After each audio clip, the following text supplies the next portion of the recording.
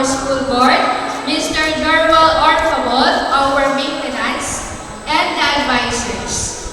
Kindergarten advisor, Ms. Anne Sharina B. Nakindalmo. Grade 6 advisor, Ms. Maria Apple F. Gregorio.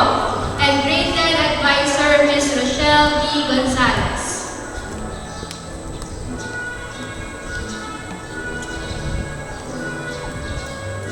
Our dear RCM sisters and administrators, our school principal, Mrs. Josefina B. Villavicencio Maeg, Sister Aurora M. Danoso RCM, our guidance advocate, Sister Melita B. Ferma RCM, our finance officer, Sister Elenita A. Contreras RCM, Mother Cecil Capiral RCM, our vice chairperson, and Father Arnold S. Bungay, our rector.